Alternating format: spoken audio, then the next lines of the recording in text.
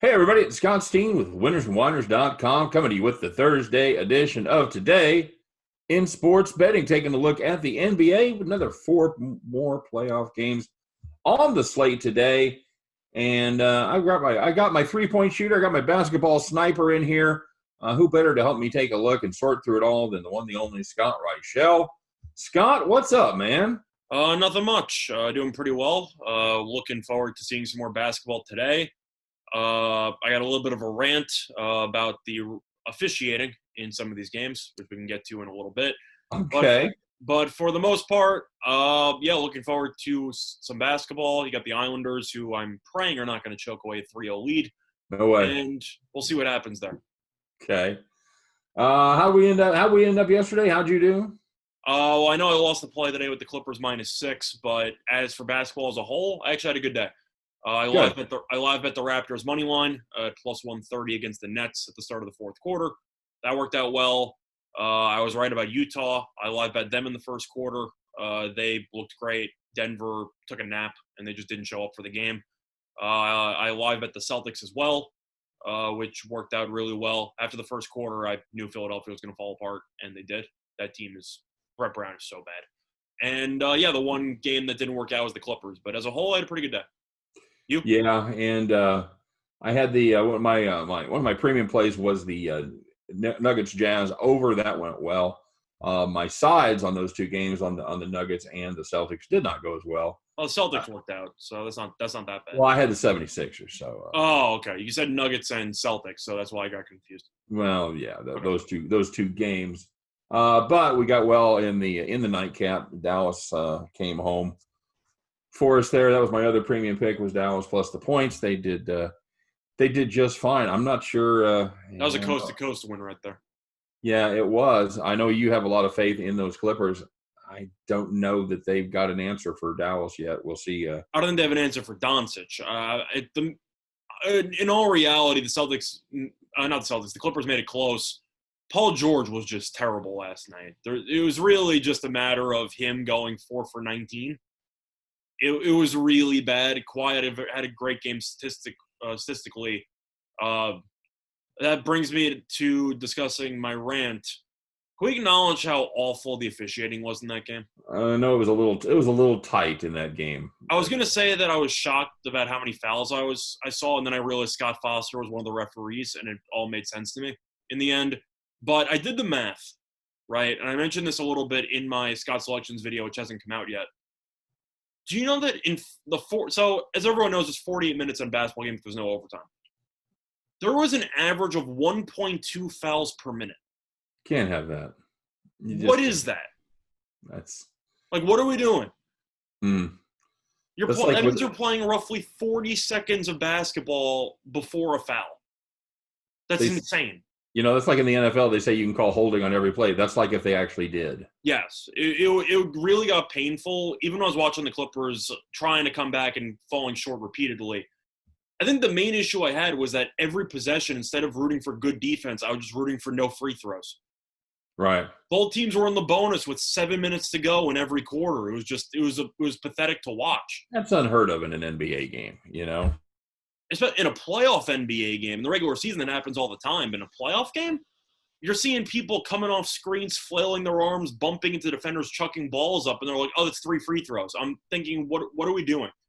Do you think that was an overreaction to Porzingis and his problems the other night? Do you think they wanted to make sure that they kept a lid on everything there and maybe went too far the other way? So that was the thing, is that I wasn't criticizing the officials because of the outcome, because the Clippers actually had more free throws than the Mavericks. So I wasn't roasting it based on the outcome. It was mostly just the fact that they just kept calling everything. They were just manufacturing so many points. That game got to 240. And no exaggeration, you might have had 60 of those points come from free throws. It was just that painful to watch.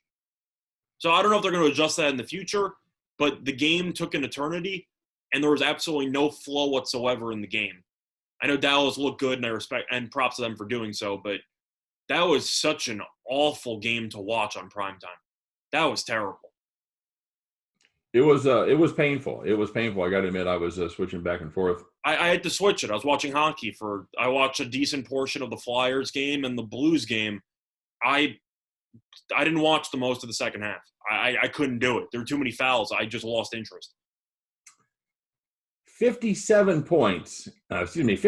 points came via the charity stripe. Just so you can just prove my point here, can you add up the total personal fouls for both teams in that game? Let's see what we got here.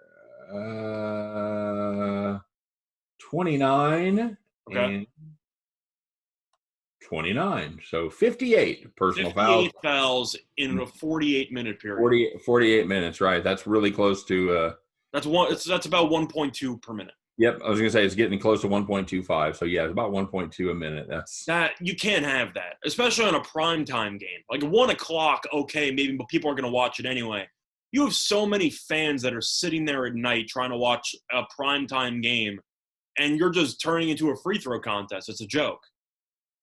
Well, to give a little perspective, they called 37 in the Denver-Utah game. In the Raptors game, I'm just looking here real quick. They called 46 in the Raptors game. That's about 1 per minute. That's not great either. Yeah, no. So they. But the nightcap, though, you're gonna have 1.2 fouls per minute. I don't know how you expect people to watch your product.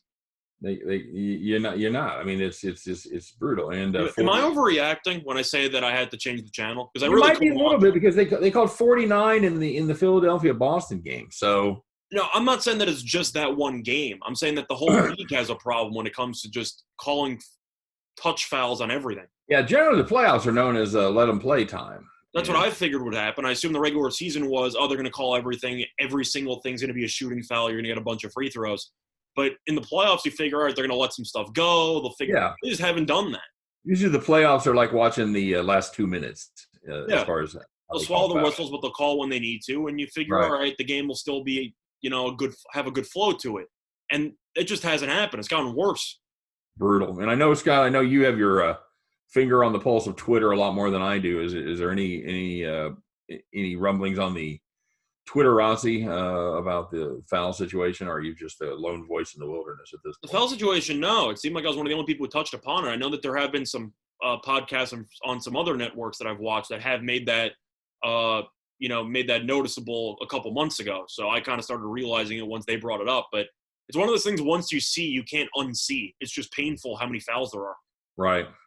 Well, now we've planted that seed and made the games unwatchable for a certain percentage of our crowd. So that's terrific.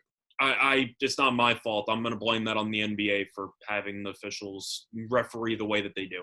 Fair enough. All right, let's talk about today's action, Scott. The first game here is going to not be actionable by most of the people that watch the show. It's I think we should break it down that hard because it probably will be uploaded late. Are we on Miami, or are you like Indiana here? I got to see what's assuming Oladipo plays. That's assume he plays. I think I'm still on the Heat here. I'm still on the Heat. I think even with Oladipo, I think the Heat are still the better team, and I don't think it's close. I think the Heat are the much better team. They've played – what did they play? They played 5 meetings. One of them was with all bench players, so I'm going to ignore the regular season finale. They've played 4 meaningful games, and the Heat are 4-0, and 3 of those wins have come by double digits. I can't pick Indiana here. This was going to be my play of the day before YouTube had its software uploading issues, so they might have bailed me out potentially, but we'll find out. I still like Miami. I just think they're the deeper team. I know Oladipo is important to that team, but he hasn't been good since the restart at all. And Miami has Butler, who I know is a leader. They have Adebayo, who's just a ridiculous center who's still underappreciated. I'm not sure how he's still underappreciated, but he's a phenomenal player. He still has great three-point shooting and a great bench. And I like McMillan as the coach, but I still hold a special place in my heart for Spoelstra. I think Spoelstra's a great coach. So I'm going to take Miami because so far this season they've just smacked Indiana. Yeah, I've liked that Miami team. Of course, if you went with that theory, the Orlando Magic should have never been competitive with the Bucks either. I was going to say if I went by that theory, then the the Clippers would have blown at the Mavericks as well last night. So I know that hasn't always applied. I just think people are overreacting to the Oladipo news, saying, "Oh, the Indiana was up by 3 points when Oladipo was on the so therefore, they're going to win." I'm like, no, it's a sample size of about 9 minutes. Like that's not no. The Heat are the better team. It's just that's how I view it. All right, good enough. Rockets continue their mastery. They're -2. That game against the Thunder is at 3:30 Eastern time. Is this the trap line of the night? Yeah, I know that I had Oklahoma City play of the day 2 days ago, and that burned me pretty badly because they got killed. Mm-hmm. I still like Oklahoma City in game 2. This line is really telling to me. I could be wrong. Houston could win, and I'll admit that I was wrong.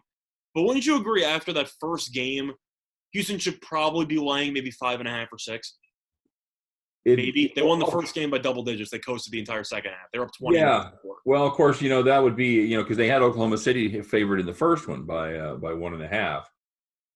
So, that'd be a pretty good reversal from one game to another without any major adjustments in personnel. You're talking about a 6.5, 7-point adjustment. I'm just saying, but Houston also beat the spread by about 20-something points. I understand. So do you have a thought on what you think the spread should be? I think 2 is a joke. Well, it appears that Oklahoma City at this point doesn't have an answer for that small ball lineup. Well, especially without Westbrook playing, who's going to be missing game 2 as well. So I don't know. This line to me makes it seem like everybody's in a bet Houston. I think Westbrook's your 4 points right there. I think with Westbrook, it's higher. Well, I agree, but it's just a matter of the fact that Houston won game 1 without Westbrook by 20-something. I figured this line would be closer to 5. I mean, 2? Well, but none of the other games have really adjusted that way. The Blazers beat the Lakers. No, you're right. Most of the spreads have been the exact same as they have been in game 1. They've been very close. Really? After what Oklahoma City showed in game 1, they're only 2-point underdog. I think Oklahoma City's going to win. Well, I mean, you think Oklahoma City's you like the 2 points here? I think they're going to win the game. I think that this line is basically just – then again, it really depends on how you view the line movement because I have to assume that a ton of the money's coming in on Houston. I don't know who's betting on Oklahoma City after game 1. And I know that Dort is injured, and Dort might not be a great player, but he's the best defender for Harden, and he's not going to be playing either. So that's kind of an issue. But Oklahoma City played a terrible game, probably the worst game of the season. And I don't know. The question is, can you rely on 40 points combined between Jeff Green and Eric Gordon in the future? And I don't know if you can. So Gilgeous Alexander was also terrible. I don't know if he's going to bounce back or not. But this line seems to me that it's too easy. And when it's too easy, it usually is. So I'm going to lean to Oklahoma City. Yeah, I'm the same way. I think Oklahoma City's a better team than they showed. And I think they get well. And speaking of that, the Bucks that were beaten badly, the public has done nothing but pile on the Bucks. They opened. I think they've definitely piled more on the Bucks than the Lakers because Portland's a much better opponent than Orlando. So I think that you've seen a lot more action on the Bucks, but it's kind of the same logic. You assume that because a team was bad in game 1, that this is a must-win game. They're going to play better in game 2. I feel like that's why money came in on Philly. I said that the Hayward thing didn't matter that much, and it clearly didn't matter that much because they absolutely snacked the hell out of him. But I think the logic was they assumed Philly would respond to this adversity and play a game that they needed to play, and instead they completely folded. And that didn't surprise me. But that's also why I think that the Lakers and Bucks have gotten money on them because they assume both these teams can't afford to go down 2-0, and they're going to show up for the occasion. And the thing about Houston is they won game 1.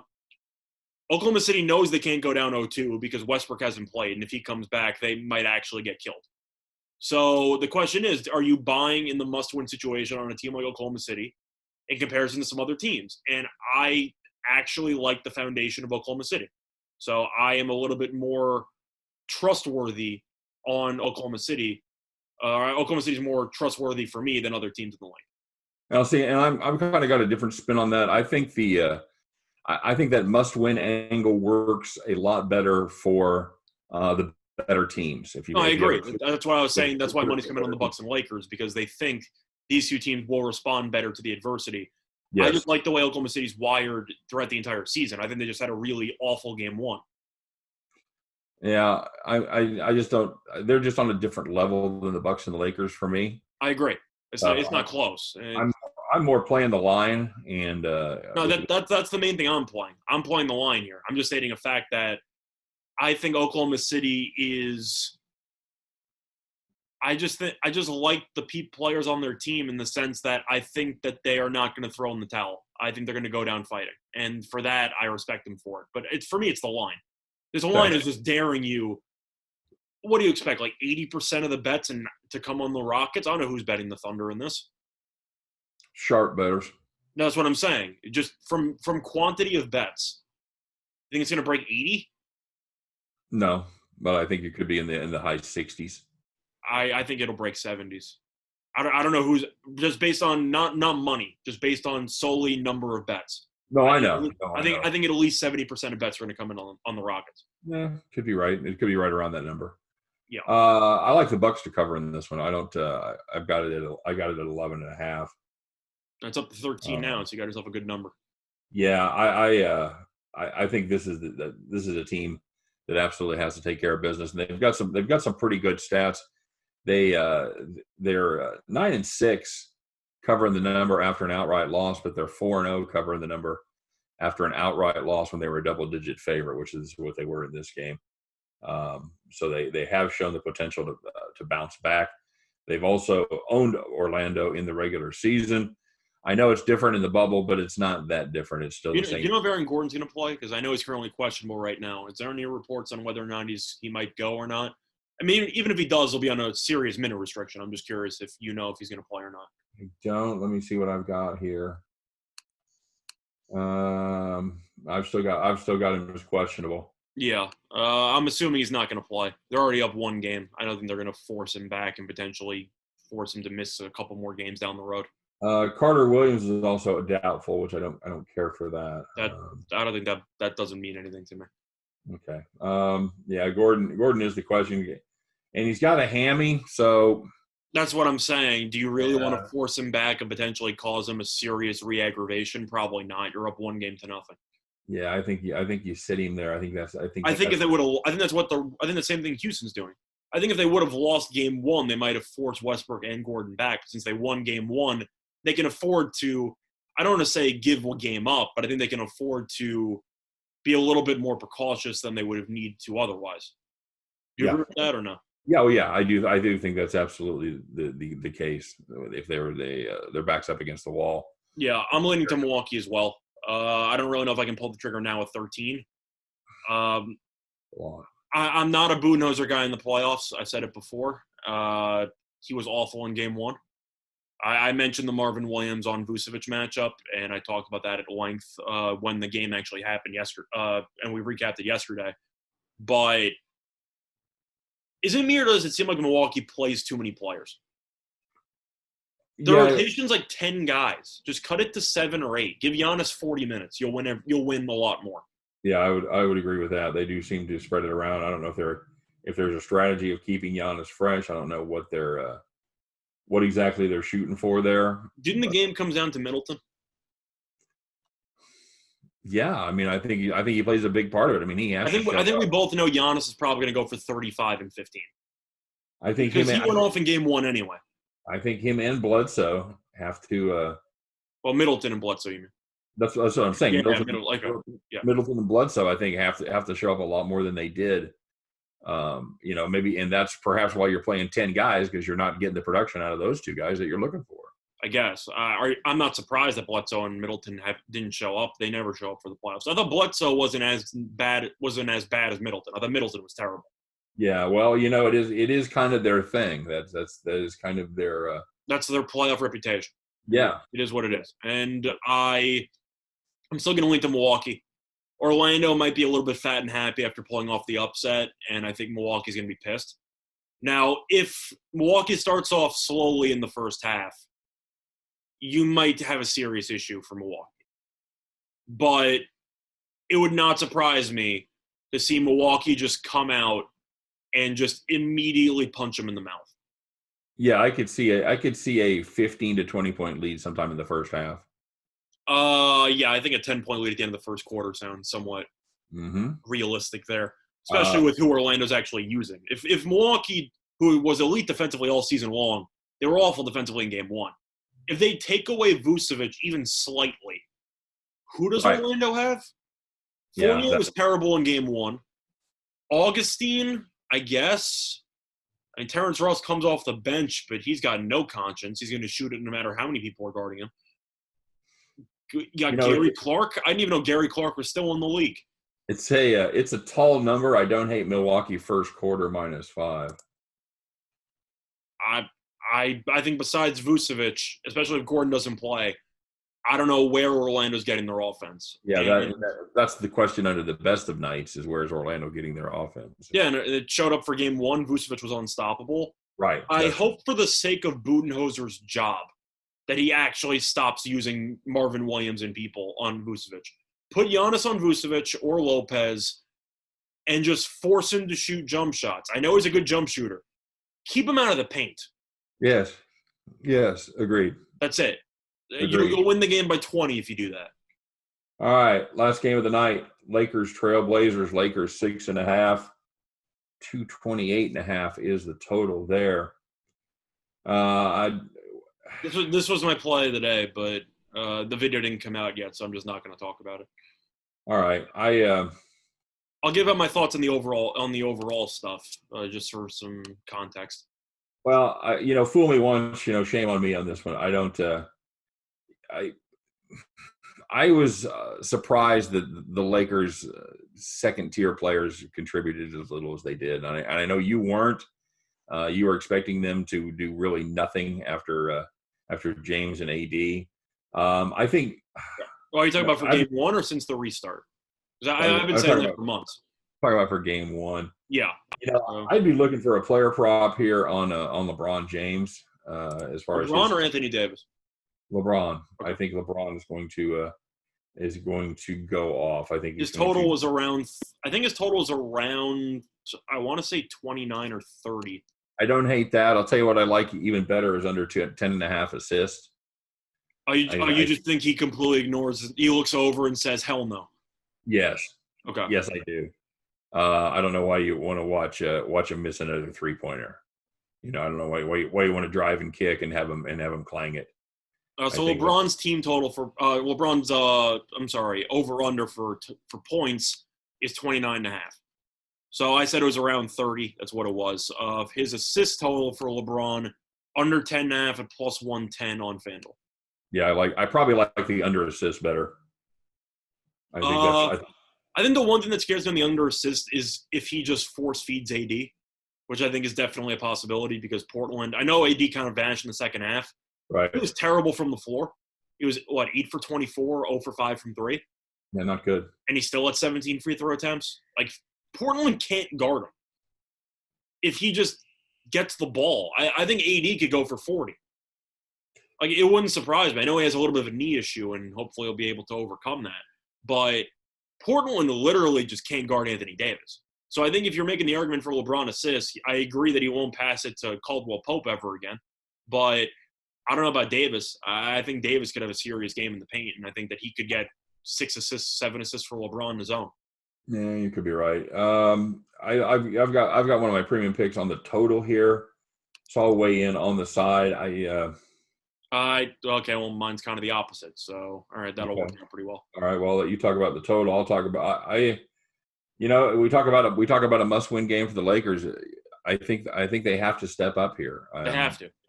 I know that there's no home court, and I said it in my Scott selection video that hasn't come out yet. If they lose this game, they're screwed. And I know that you can say there's no home court, whatever. But as a 1 seed, you're really going to fall down 2-0 to the 8 seed and expect to win a championship? Like, really? Yeah. They're in a world of hurt if they go down 2-0. It's not over, but it's not good. If it shows that Portland has broken the code, so I've got to go with the Lakers here to cover, even though I like this Portland team, but I can't get past the fact that I think that defense is still beatable. What do you got on this one? So I already so I said before the series started that I had Portland winning game 1 and the Lakers in 6. So I still feel the same way. Nothing has changed about that opinion. For this game in particular, I'm not going to mention my play, but I think the Lakers are going to win.